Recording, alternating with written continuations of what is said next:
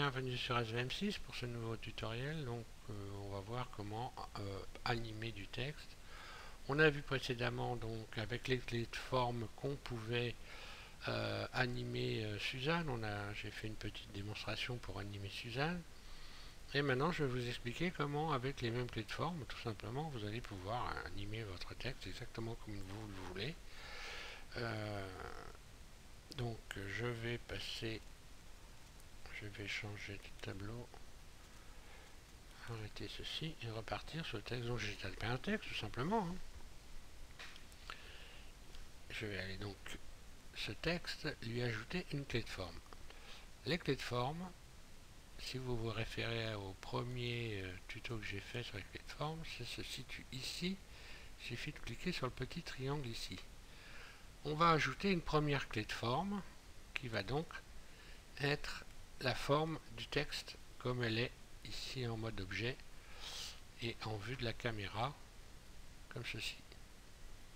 Puis on va cliquer une deuxième fois sur clé de forme et là on va donner une nouvelle forme à notre texte. Donc on va emmener notre texte en mode edit et on va modifier le texte. Alors là je l'ai fait descendre comme ceci, mais j'aurais pu le déformer par exemple.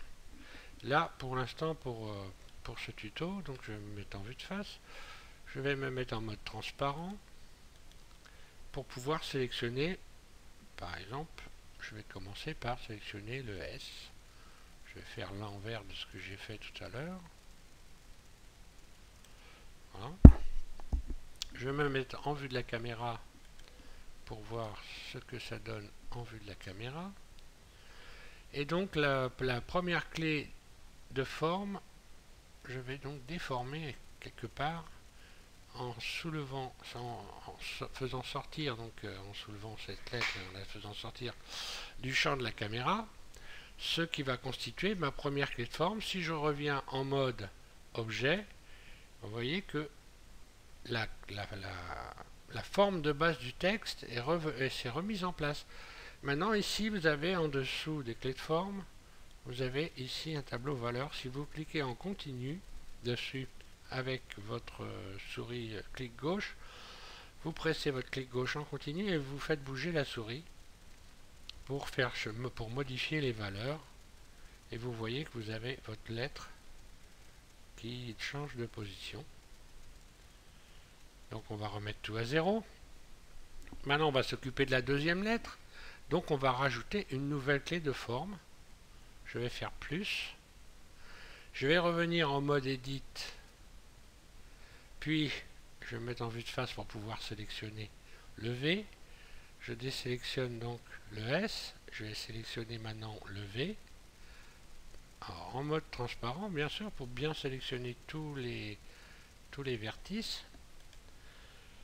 Pour le texte, vous voyez que j'ai supprimé les arêtes. Vous avez à ce sujet, en ce qui concerne les artefacts et les déformations de texte, vous avez un tuto sur SVM6 qui vous explique comment faire pour ne pas avoir des défauts de forme.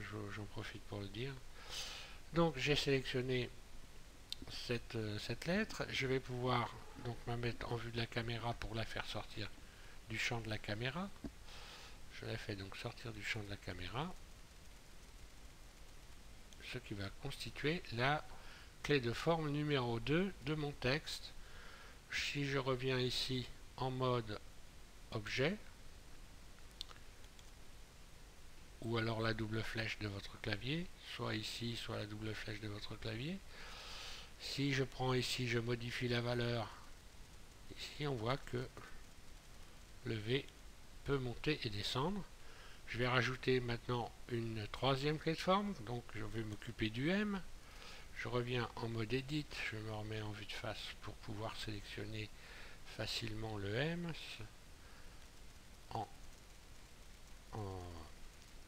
Donc en mode transparent, pour être en transparent, vous cliquez sur Z, pour ceux qui ne connaissent pas, parce que ça s'adresse un peu aussi aux débutants évidemment. Soit vous allez ici, vous cliquez sur fil de fer, ou alors simplement vous cliquez sur le Z de votre clavier, ça va mettre votre texte en transparence. On va lui donner donc une nouvelle clé de forme. Donc pour ceci, je vais me remettre en vue de caméra 1. Je clique 0, pardon, je clique sur le 0 de mon pavé numérique pour voir la vue de ma caméra. Et on voit que j'ai oublié, donc je vais faire, j'ai mal sélectionné, donc il reste des vertices qui n'ont pas été sélectionnés. Je vais faire CTRL Z ou CTRL Z comme vous voulez. Je me remets en vue de face, je vais tout resélectionner bien comme il faut. Voilà, normalement ça devrait être bon. Je me remets en vue caméra 0 et je vais monter tout ça comme ceci. Ensuite je vais revenir en mode objet pour que vous puissiez voir. Voilà, je vais rajouter une clé, une nouvelle qui va concerner donc le 6. Je reviens en mode edit, je me remets en vue de face, je désélectionne tout avec le C. Donc en cliquant sur C, je peux sélectionner ici la totalité du 6. Je reviens en vue de la caméra 0, je remonte tout ça là-haut, je reviens en mode edit et là j'ai donc toutes les lettres qui sont susceptibles de pouvoir monter et descendre.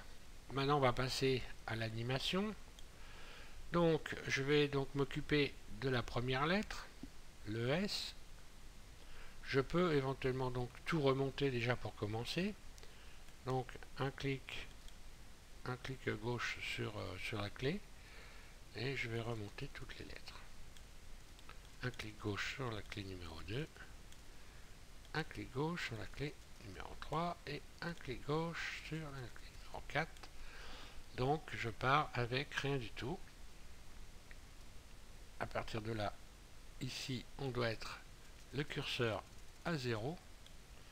On va pouvoir ici cliquer sur Rec, donc enregistrement. Un clic gauche sur l'enregistrement et on va rajouter des clés des clés de forme.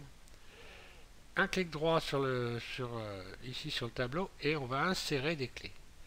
Donc je m'occupe donc de ma première lettre. Je reviens à ma première lettre, le S, et je vais faire descendre le S. Donc un clic droit sur le tableau des valeurs et j'insère une clé. Il s'allume en vert. Je veux par exemple que en 5 images, durant le temps de 5 images, ou même 10 images, ça va faire une demi-seconde, 5 images. Ouais, il faut vraiment, pour que ça descende vite, je vais mettre une demi-seconde. Une demi-seconde, ça fait donc 25 images divisé par 2, ça fait à peu près 12 images. Donc, grosso, je me situe à peu près par là, quoi, pour une demi-seconde. Oui, d'ailleurs, on voit bien, là, je suis à 25 images ici, donc je vous rappelle que 25 images égale une seconde, et donc, sur ce tableau, ce ne sont pas des minutes, des heures, etc. qui sont marquées, mais un nombre d'images. Donc là, je pars de l'image 0, et là, je vais amener mon curseur en cliquant en continu dessus avec la souris et donc le clic gauche de ma souris. Je peux bouger ce curseur. J'amène ce curseur donc à peu près à une demi-seconde, et puis je vais faire descendre cette lettre comme ceci. Donc là, si je mets en marche l'animation, voilà ce qui va se passer. Elle descend. Là, vous pouvez mettre en marche, c'est exactement le même principe comment on appelle ça,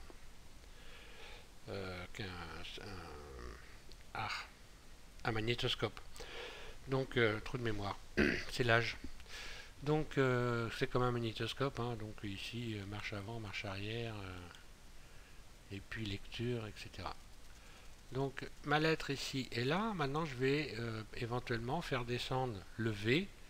Donc je clique ici sur un clic gauche pour aller sur la clé numéro 2.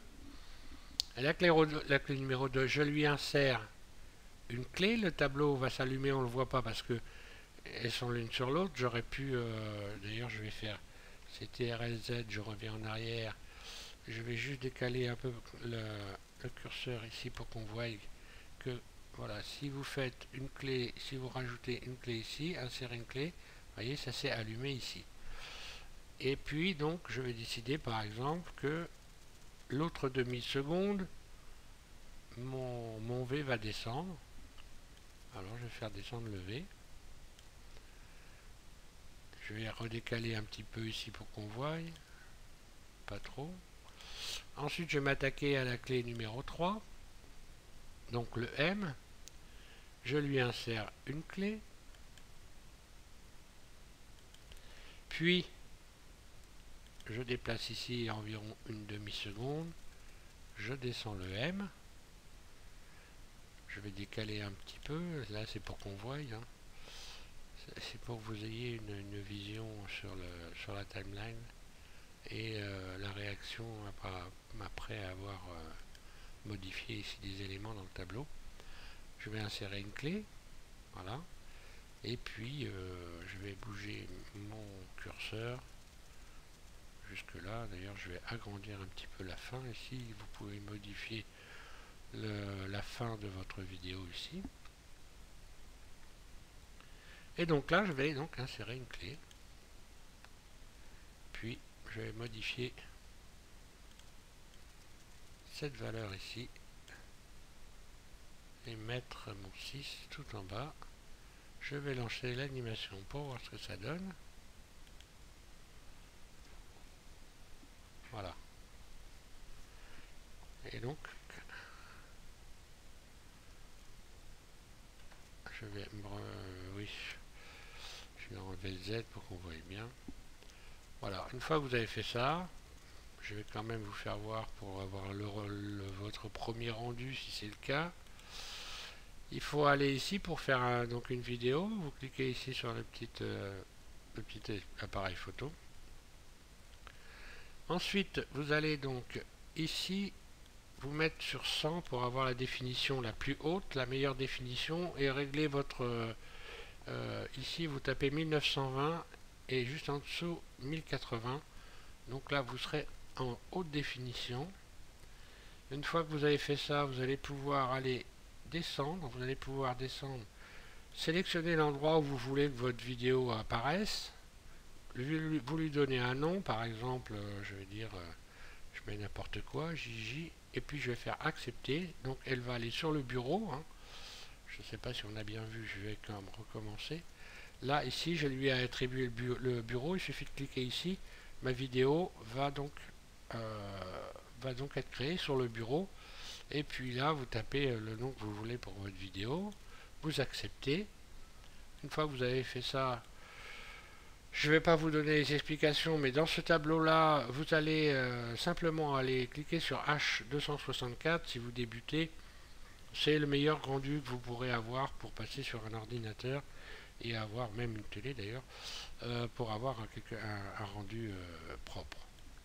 Et à partir de là, vous n'avez plus qu'à cliquer ici sur animation, ce qui va lancer l'animation. Il n'avez plus qu'à attendre un certain temps, le temps que suivant la puissance de votre ordinateur, ça ira plus ou moins vite. Il faut être patient parce que ça peut durer assez longtemps. Donc moi je vais déjà couper la vidéo que je viens de vous faire, tout simplement parce que je n'ai pas grand chose de plus à vous expliquer. Mais vous voyez, on peut faire descendre les lettres. On peut par exemple modifier la taille des lettres avec ces clés. Et puis après s'amuser à faire une vidéo avec des lettres qui pourraient arriver de ce côté-là, avec des lettres qui pourraient gonfler, avec des lettres qui pourraient carrément s'aplatir ou se déformer complètement. Voilà quoi. Après, il faut vous amuser. Hein. Vous avez donc déjà un moyen de faire une petite animation éventuellement, puis faire un bruitage tout simplement. Il faut rajouter un bruitage suivant la vitesse à laquelle vous faites descendre les lettres. Vous pouvez rajouter des booms, enfin voilà quoi. Donc voilà pour ce tutoriel, je vais m'arrêter là. Je vous remercie de l'avoir suivi en espérant que ça vous aura rendu service. Merci.